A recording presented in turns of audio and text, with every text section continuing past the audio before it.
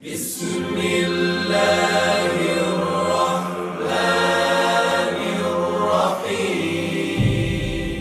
ألف لام را تلك آيات الكتاب المبين إنا أنزلناه قرآنا عربيا لعلكم تعقلون نحن نقص عليك أحسن القصص بما أوحينا إليك هذا القرآن وإن كنت من قبله لمن الغافلين إذ قال يوسف لأبيه يا أبت إني رأيت 11 كوكبا والشمس والقمر رأيتهم لي ساجدين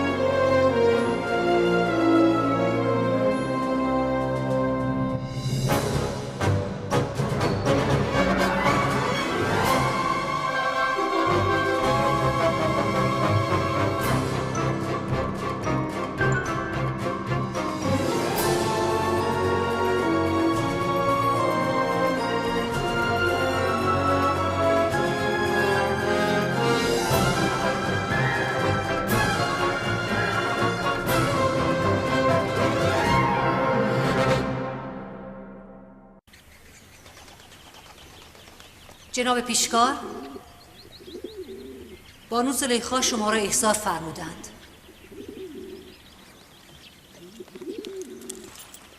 بروید.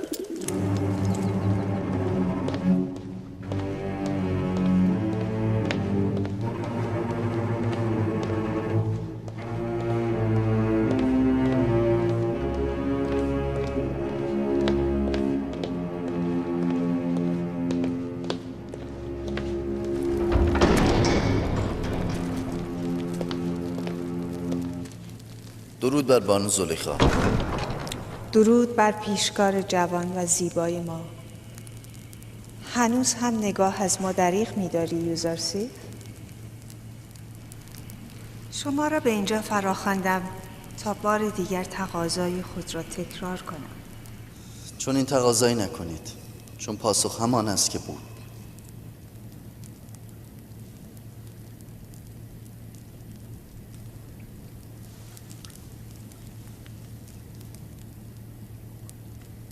هنوز از من رنجیده خاطر هستی؟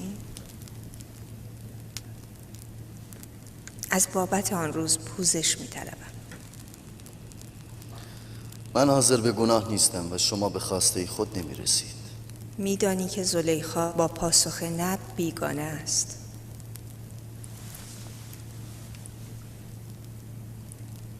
من تو را دوست دارم و برای رسیدن به تو از هیچ تلاشی فروگذار نخواهم کرد. تا آنجا که مرا در آتش دوزخ بیفکنید.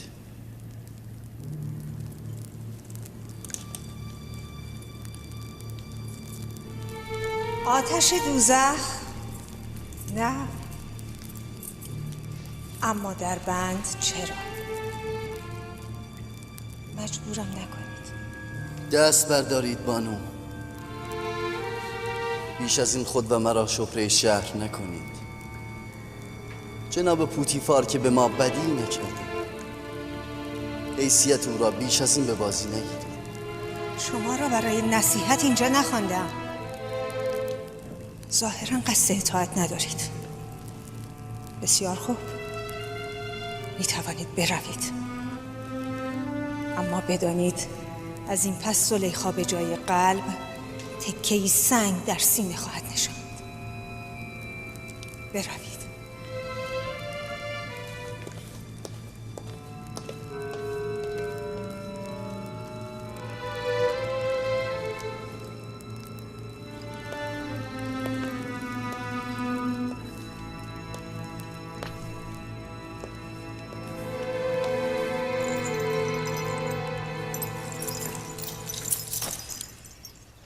این قصد برایم بدتر از زندان شده. مدام در انتظار توطئه و دسیسه به سر میبرم. مدام نگران تهمت و افترایی تازه هستم. تو که قصد تمکین و اطاعت از زلیخا را نداری، خب فرار کن. من نسیاریت میکنم. آن وقت با فرار خود که همه تهمت ها را تایید کردم. خب نزد فرمانروا آمنهوتپ برو. او حتما یاریت میکند. چرا آمنهوتپ؟ بیشک خداوند من از آمنهوتپ خیلی تواناتر است و همکنون ناظر احوال من است. از جناب پوتیفار هم کاری ساخته نیست؟ او فهمید زلیخا مقصر است. چه اقدامی کرد؟ باید کاری کنیم. آنها تهدید به زندان کردند. تا دیر نشده باید کاری کرد.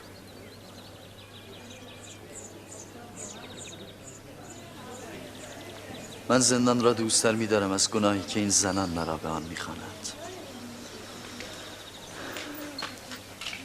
من به خداوند قادر و توانا پناه برده و صبر پیشه خواهم کرد و منتظر حوادث آینده خواهم بود تا خداوند چه پیش آورد.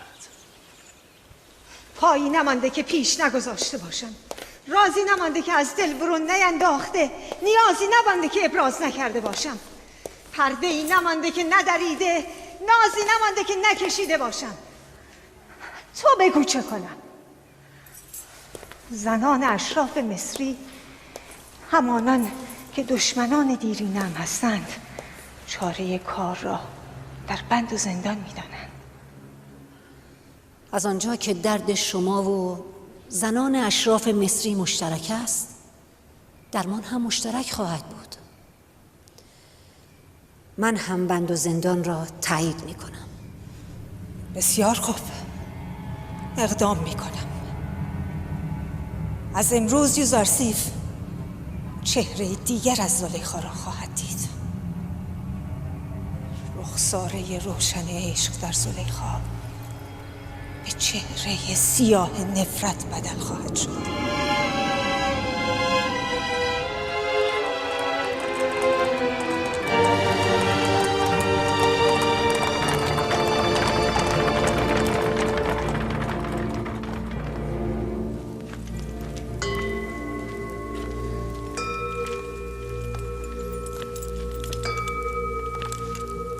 عالی جناب، ایشان آپوخیس سفره‌دار مخصوص فرمانروا آمنهوتپ هستند. خدایان تو را حفظ کند. ایشان از پیروان راستین آمون هستند. من ایشان را همیشه در حال راز و نیاز با آمون دیدم. این روزها آمون خدای بزرگ ما غمگین است. مدتی است که دستهایی بر علیه او توطئه می کنند و قصد نابودی آمون رو دارند. دیگر پیروان او غافل شدند و از او حمایت نمی. ولی من هنوز کسانی را میشناسم که با تمام وجود آمون را میپرستند. تعدادشان هم کم نیست عالی جناب. من نگرانم مبادا همین تعداد باقی مانده نیز پراکنده شود. متاسفانه همه خبرها را نمی شود به مردم گفت، چرا که مایوس کننده است. البته جناب کیمونی مطالبی در مورد آمنهوتپ و پوتیفار فرمودند که باور کردنش کمی سخت است. ابتدا ما هم باورمان نمیشد، ولی اکنون باخبر شدیم که آمنهوتپ سوم به پوتیفار دستور تجهیز نیرو داده‌اند تا به معبد بتازد و آمون و پیروانش را نابود کند. عالی جناب، از شما چه پنهان؟ من هم احساس کردم که فرمانروا آمنهوتپ با آمون و کاهنان معبد میانه خوبی ندارد، اما نمیتوانم باور کنم که دشمن آمون باشد. آخر میدانید او مقام نیمه خدایی دارد. او خود فرزند خداست. همین دردناک است و گناه او را سنگین تر می کند. او که باید خادم خدایان باشد، خائن به خدایان از کار در آمده است. اگر موفق شود به وسیله پوتیفار کافر و بی ایمان به معبد بتازد، هم آمون را از بین خواهد برد، هم پیروانش را. خب پس باید کاری کرد. چرا جناب آنخماها دستور تجهیز نیرو و مبارزه با آمنهوتپ را نمیدهند؟ در آن صورت آیا هزاران نفر از مردم بیگناه و کاهنان معبد کشته نخواهند شد؟ نه، من نمیتوانم مرتکب چنین جنایتی شوم. در نهایت چه؟ نمیشود که دست روی دست گذاشت.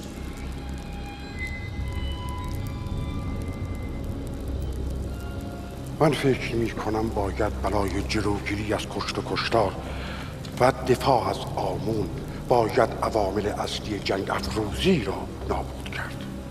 اول آمنهوتپ، دوم پوتیفار.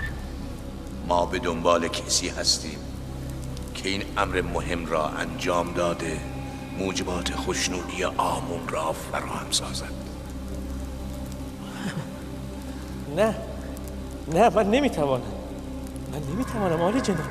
نمیتوانم یک خدا را بکشم. او مقام نیمه خدایی دارد. نه، اصلا از من بر نمیآید.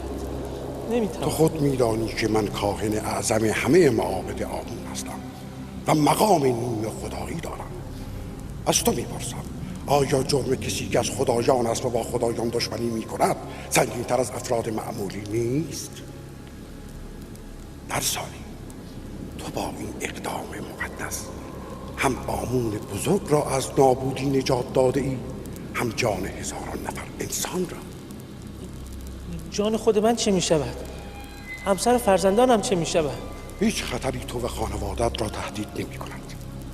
انجام این کار بسیار ساده است.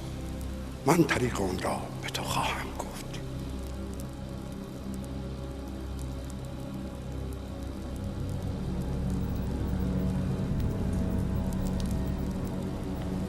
تو چرا میخواهی همچنان سفره داری ساده باقی بمانی؟ تو چرا نباید خزانه دار یا رئیس کشاورزی مصر شوی؟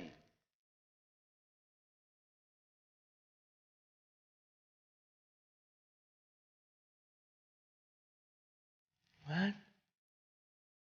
خزانه دار؟ رئیس کشاورزی مصر؟ به اضافه صدها سکه طلا که تا پایان عمر تو را از هر گونه زحمتی بی نیاز خواهد کرد. دقیقاً فرمودید چند سکه طلا؟ 1000 سکه کافی است.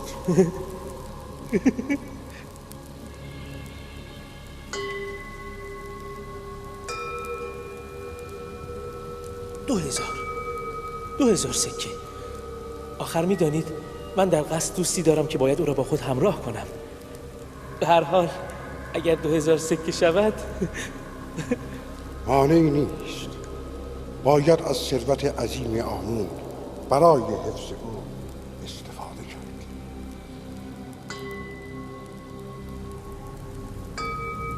عالی جناب، اگر به هر دلیلی موفق نشدیم یا گرفتار شدیم، آنگاه به سر همسر و فرزندانم چه می آید؟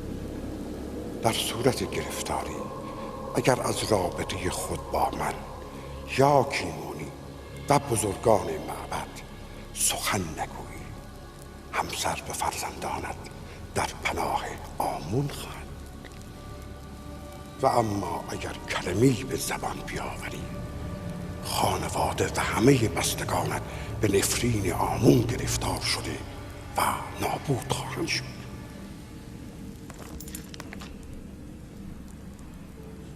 عالی جناب، بانو زلیخا قصد ورود دارم.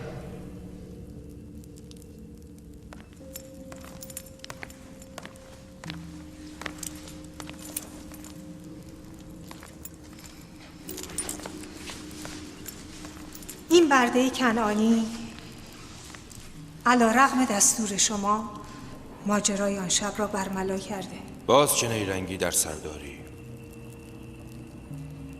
بی پرده بگو. ظاهرا نمیدانید این خبر تا چه حد ما را رسوا کرده است. همه جا نقل مجالس شده که عزیز مصر مراوده برده ای را با همسر خیش دیده، اما نادیده گرفته. نه بند و زندانی، نه کند و زنجیری و نه حتی ضرب و شتمی. تو از من میخواهی که بیگناهی را در بند کنم؟ اولا بیگناه نیست، راز برملا کرده. ثانیاً منظور من اقدامی ظاهری و کوتاه مدت است. مثلا چه اقدامی؟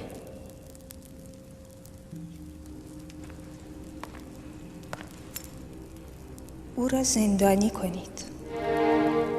بیشک در بند کردن یوزارسیف دهانهای یاوه‌گو و نمام را میبندد.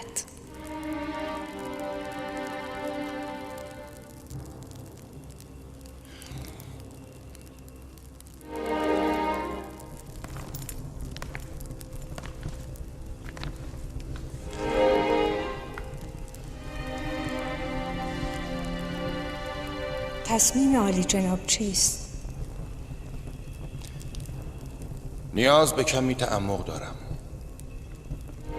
شما بروید. پاسخ برای بعد.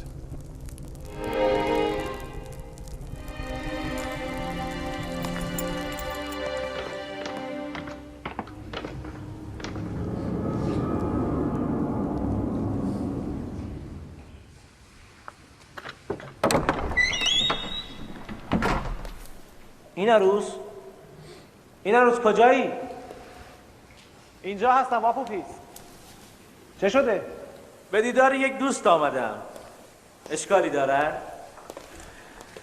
تو معمولاً به ندرت اینجا میایی. اتفاقی افتاده؟ نمیدانم چه بگویم و از کجا آغاز کنم. گاه انسان به دیدار یک دوست قدیمی نیاز دارد. نیاز به درد دل، نیاز به یار و مددکار. از من چه کاری ساخته است؟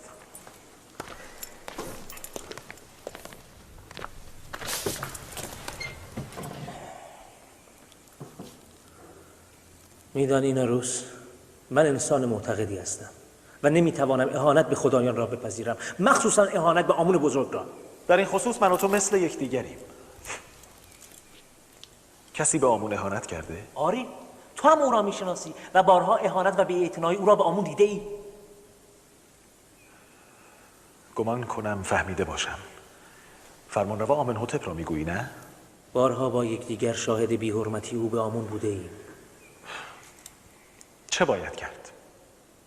به هر حال او فرمانرواست و ما مجبوریم سکوت کنیم. ای کاش فقط بی‌حرمتی میکرد. میخواهد علیه آمون اقدام کند و تومار آمون پرستان را در هم بپیچد. خدایان رحم کنند. اگر حقیقت داشته باشد جنگ بزرگی به راه خواهد افتاد. هزاران نفر کشته خواهند شد. تو اگر به توانی مانع این کشتار بشوی و آمون بزرگ و کاهنان معبدش را نجات دهی، این کار را خواهی کرد؟ البته، اما جلوگیری از جنگ کار امثال من و تو نیست. مانع به هم ریختن لشکرهای آمون و آمنهوتپ نمیتوان شد، اما مانع صدور فرمان جنگ که میتوان شد. منظور خود را واضح تر بگو. ما چگونه میتوانیم مانع صدور فرمان جنگ از طرف آمنهوتپ شویم؟ همین ذهن مرا به خود مشغول کرده است.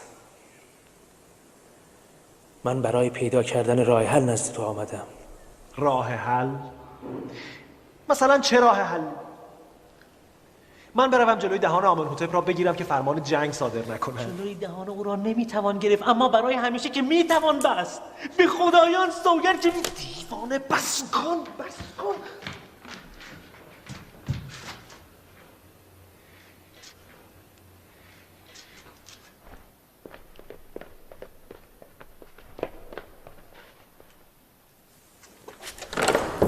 هیچ معلوم هست چه میگویی؟ عقلت را از دست داده ای، دیوانه شده ای یا از جانت سیر شده ای؟ ایناروس، مگر تو نگفتی دلت میخواهد مانع سقوط آمون و کشتار مردم شهر تبس شوی، ها؟ آری، اما این که راه حل نیست. آمنهوتپ خود مقام نیمه خدایی دارد، مگر میتوان او را کشت؟ نه، آمنهوتپ مقام نیمه خدایی ندارد. اگر از خدایان بود علیه آمون و معبد مقدس اقدام نمی کرد. چون این اقدام بزرگی نیاز به تفکر دارد. بدون مقدمه نمیتوان اقدام کرد. چگونه میتوان آمنهوتپ با آن همه محافظ و سرباز و با آن قدرت عظیم را به این آسانی که تو میگویی از میان برداشت و کشت؟ چرا که نه؟ مایه آن چند قطره زهر است. نه لشکر لازم دارد، نه زور بازو. من نمیتوانم علیه هیچ خدایی اقدام کنم. اگر به گفته تو آمنهوتپ از خدایان باشد، و جرم او سنگین‌تر است. من به این فکر میکنم که اگر یک خدا از بین برود، بهتر است که همه خدایان و هزاران نفر از مردم شهر کشته شوند. من معتقدم باید بیشتر فکر کرد. باید بیشتر فکر کرد. عجله کار عاقلانه ای نیست. وقت کم است. اگر همین فردا آمنهوتپ فرمان حمله به معبد را صادر کند چه؟ میدانی چه فاجعه‌ای به بار میآید؟ با این حال باز تا فردا فرصت داریم. بگذار امشب را فکر کنم.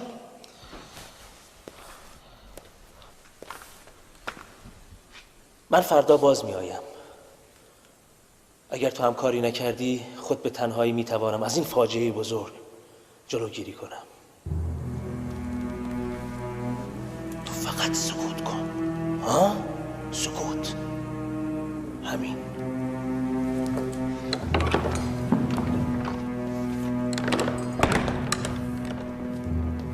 اگر موفق نشدیم چه؟ اگر او که فرزند خداست به رازمان پی برد چه؟ اگر موفق شدیم پوتیفار و افسران مصر ما را زنده خواهند گذاشت. بر سر همسر و فرزندانمان چه خواهد آمد؟ اگر آپوپیس تنها اقدام کند، آن وقت مرا شریک جرم معرفی کند، آن وقت چه؟ نمیدانم چه باید کرد. نمیدانم چه باید کرد.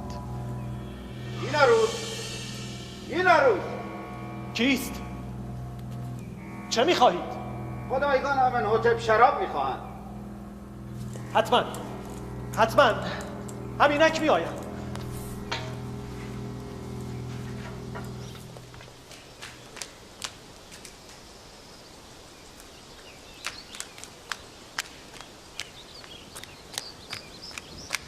جناب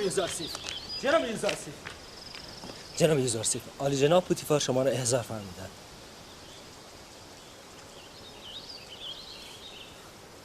چه شده؟ مگر برای اولین بار است که جناب پوتیفار مرا به حضور می‌خوانند؟ بعد از ماجرای شما و بانو زلیخا، آری اولین بار است. شاید مسئله مهمی باشد. نگران نباشید. من با وجود خداوند بزرگ از کسی بیم ندارم.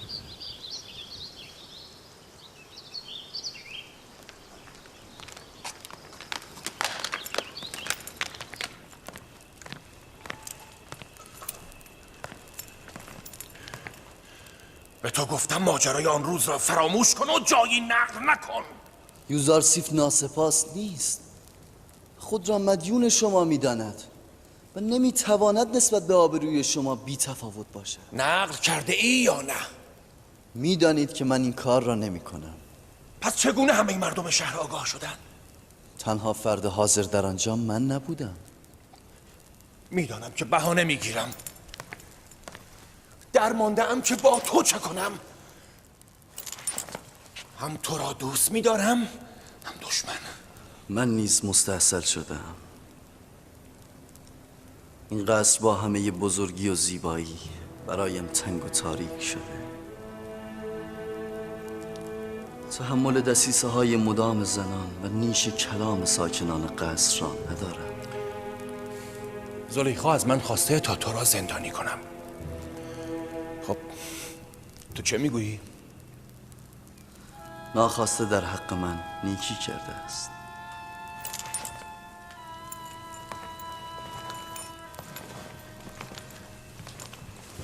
منظور تو را نمیفهمم.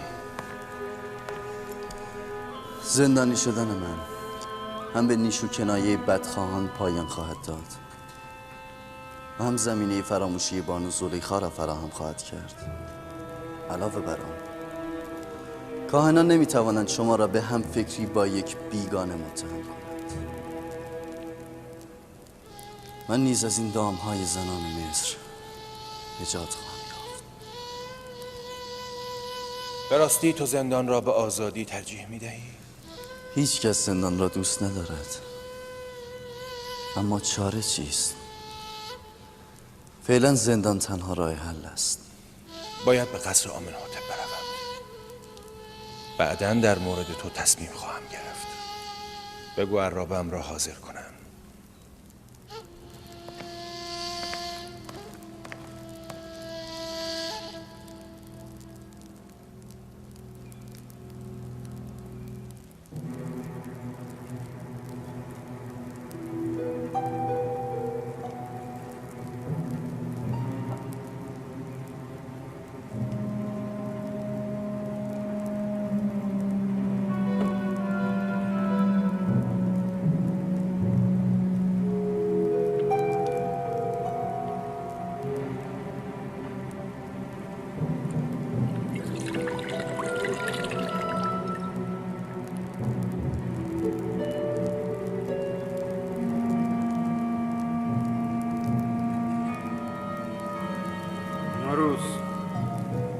چه می شود؟ رنگ بر چهره نداری؟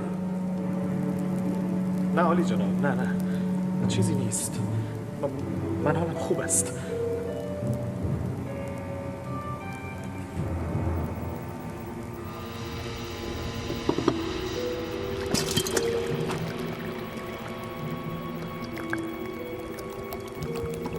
آپوفیس؟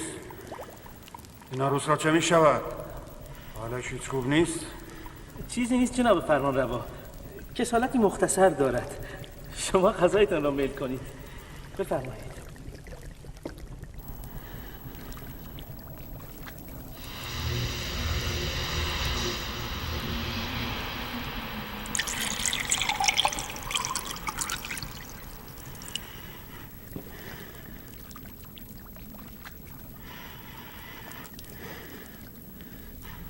دست نگهدار.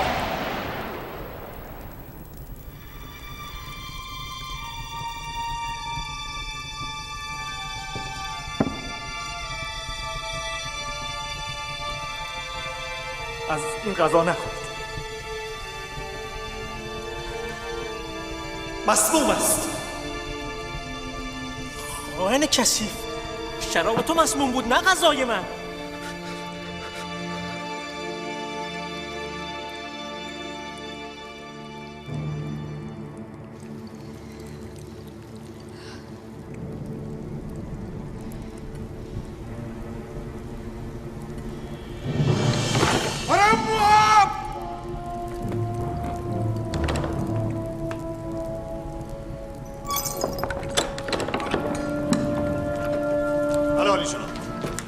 نفر خائن را دستگیر کن. عالی جناب، ببخشید. عالی جناب، رحم کنید. بانوتی شما کمکمان کنید. خواهش میکنیم بانوتی. صبر.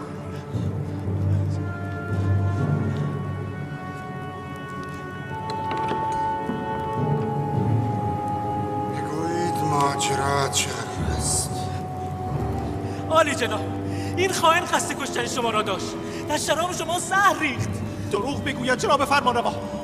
او بود که به من زهر داد تا در شراب شما بریزم. بسیار خوب. هر دوی شما از غذا و شراب بخورید.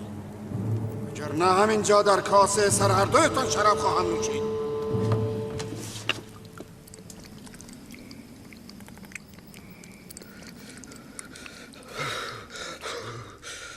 من در شراب شما زهر نریختم جناب فرمانروا.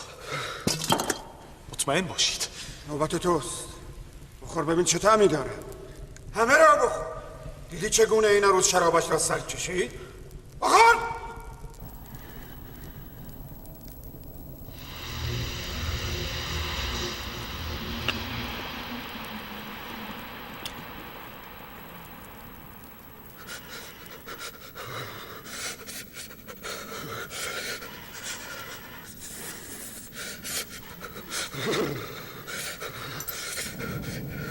عالی جناب.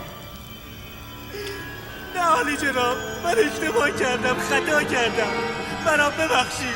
شما را به خدایان مرا ببخشید. برید! عالی جناب، عالی جناب، خواهش میکنید. بانو شما سخنی بگویید. ما را ببخشید. ما را ببخشید.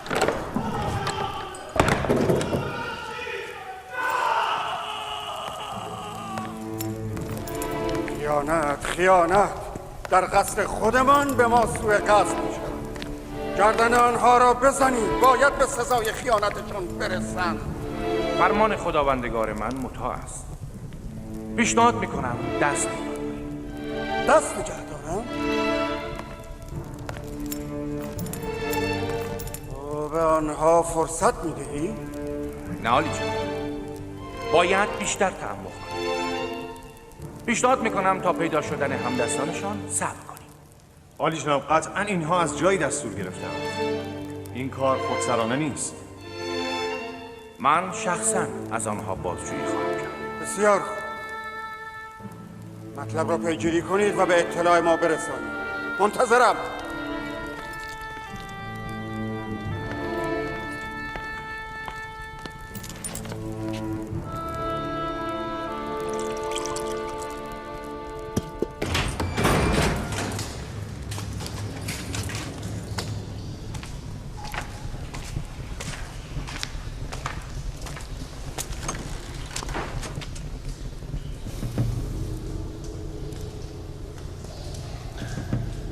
خب تعریف کنید ببینم ماجرا از چه قرار است.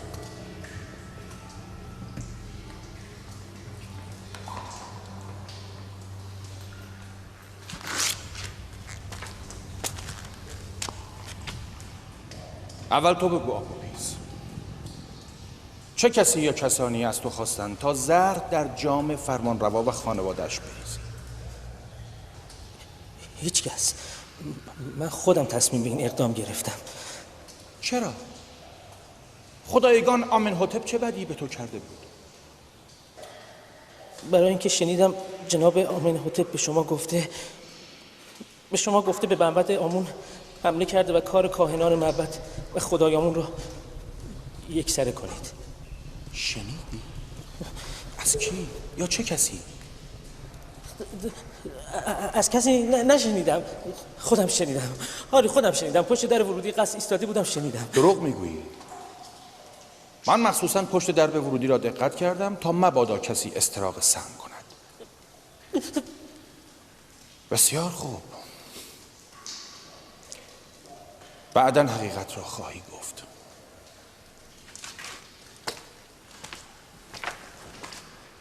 خب تو بگو. من خبر ندارم. روز گذشته آپوپیس به من گفت که آمنحتپ قصد دارد توسط شما آمون و معبد شهر تبس را نابود کند. او از من خواست در تنگ شراب فرمانروا زهر بریزم، ولی من نریختم. دیدید که زهر را نیز به شما تحویل دادم. آیا کسی دیگری با تو تماس نگرفت؟ یا تو ندیدی کسی با آپوپیس تماس بگیرد؟ نه ندیدم. من جز آپوپیس کسی را ندیدم.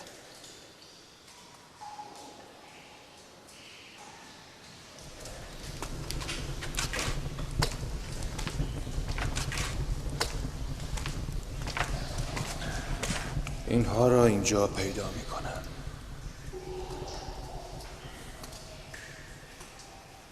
هرچه زودتر مخفیانه و کاملا پوشیده به طوری که شناخته نشوند به زندان زاویرا منتقل کنید.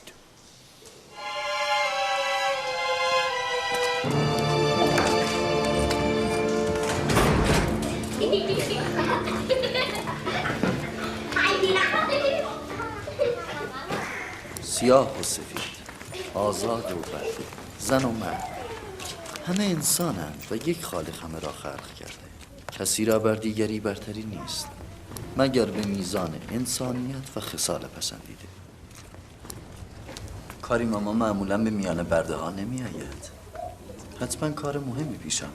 می توانم تنها با شما صحبت کنم؟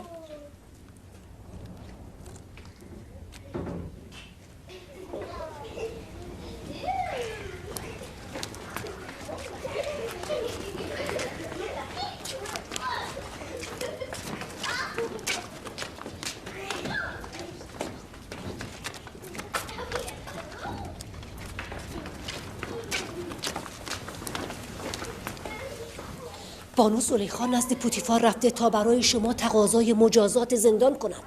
تا فرصت باقی چاره‌ای بیندیشید. مثلا چه کنم؟ کافیست فقط گوشه چشمی نشان دهید.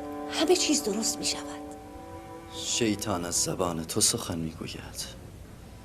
شیطان شما زنان را بر من گماشته و تخم کینه مرا در دلتان کاشته. پس تا شیطان را اطاعت می کنید ستیز ادامه دارد و مرا هیچگاه مطیع نخواهید یافت.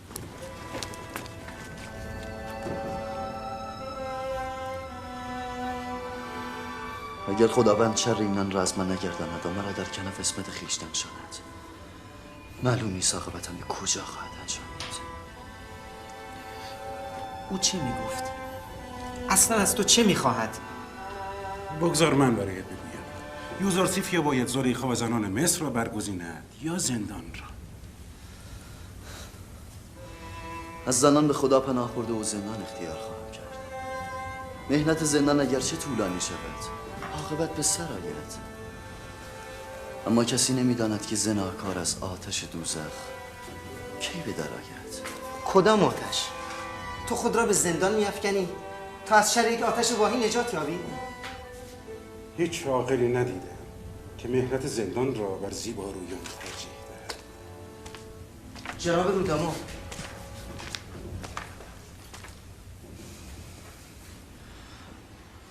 چه شده رودامون؟ گرفته و غمگینی؟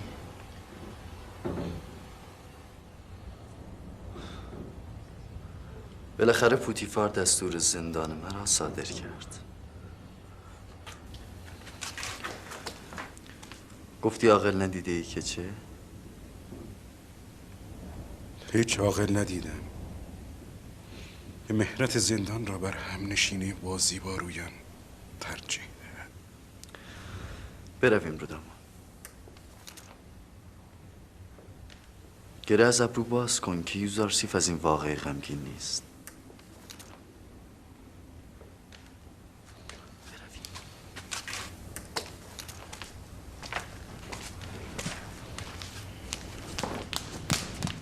ببینه کی رو می آورند.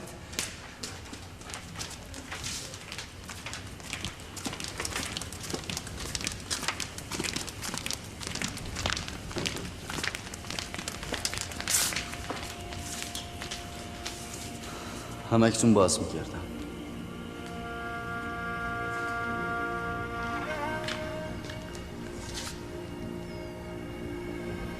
چه اتفاقی افتاده؟ بالاخره بانو زلیخا کار خود را کرد. یوزارسیف را به زندان میبرند.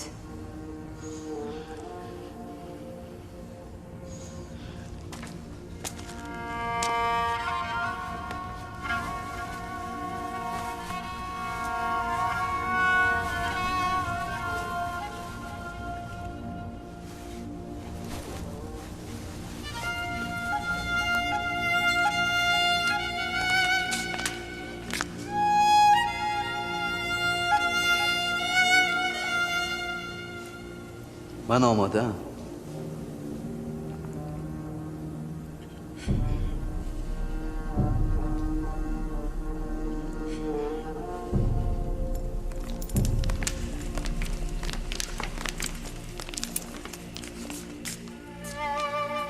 ما میدانیم شما بیگناه هستید.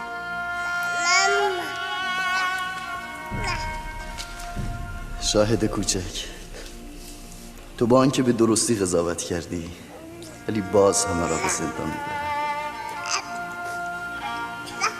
من راضی به رضای او هستم. شاید تقدیر این است. مراقب او باش.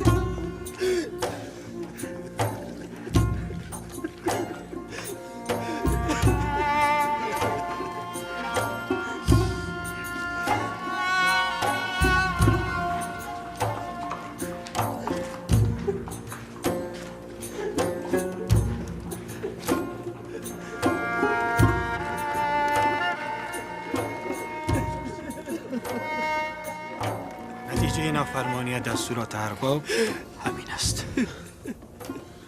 از قضا چون اطاعت فرمان رب الارباب کردم این گونه مبتلا شدم. او هر که را بیشتر دوست بدارد بیشتر رنج دهد. ما چگونه رنج دوری شما را تحمل کنیم؟ نگران نباش، زندان برای من خلاصی و نجات است. من معبود خیش را شاکرم که از زندان این قصر نجاتم داد.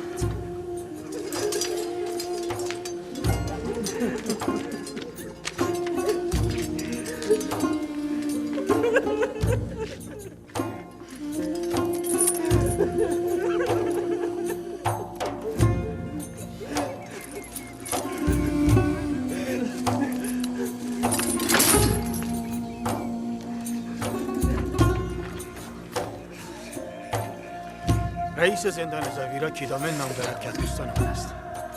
نگران نباش. بهترین دوست من نیز در زندان زاویراست. همان که کیدامن را به وجود آورده. اصلا نگران نیستم.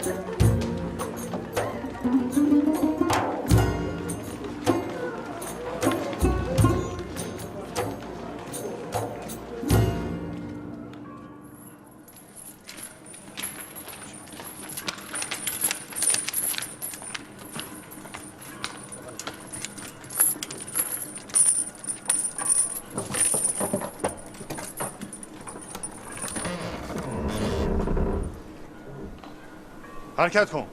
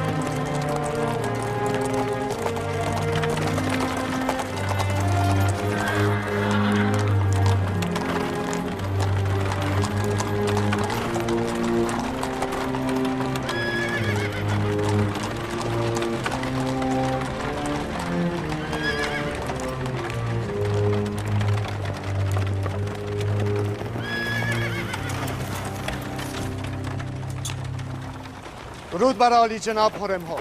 سپاسگزارم.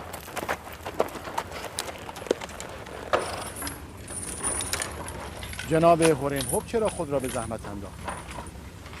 دستور جناب پوتیفار بود. باید شخصا می آمدم. دست نگه دارید. معاون.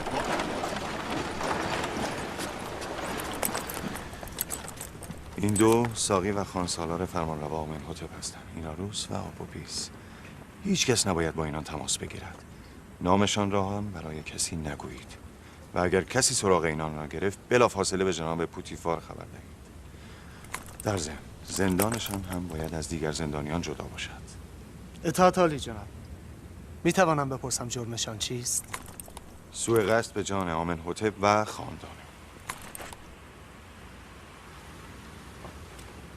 ممکن است کسانی در صدد کشتن آنان برآیند. کاملا محافظت کنید.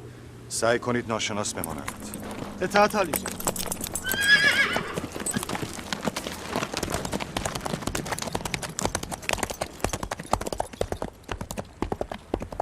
اینان را ببرید. زندان انفرادی.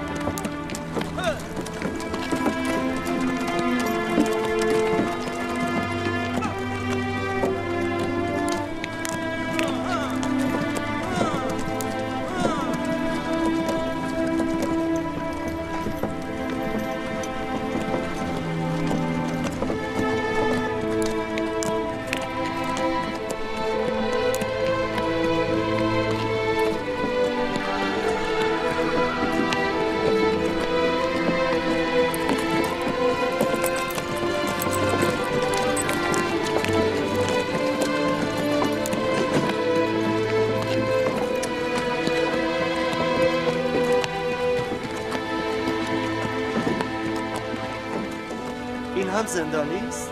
بله. جناب پوتیفار او را به زندان فرستاده. جناب رودمان فرمودند شرافت زندانی که برایتان فرستاده از همه انسان‌ها بالاتر است.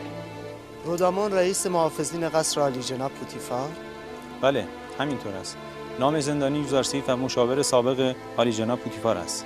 می توانی بروی.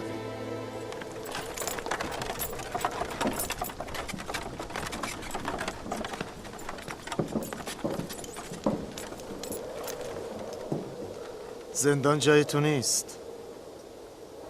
چه شد که گذرت به اینجا افتاد؟ به جرم نافرمانی از ارباب خیش. اینجا فرمانبرداری و اطاعت را خواهی آموخت. هرچه می نگرم به بندگان و بردگان نمیمانی. مایوسم نکنید. امیدوارم بنده خوبی باشم. در نهایت معلوم می شود. فقط تأکید می کنم با زندانیان زاویرا درگیر نشوید. موجودات خطرناکی هستند. او را به زندان عمومی ببرید. طوق و زینت‌آلات او را گرفته و زنجیر به پایش بزنید.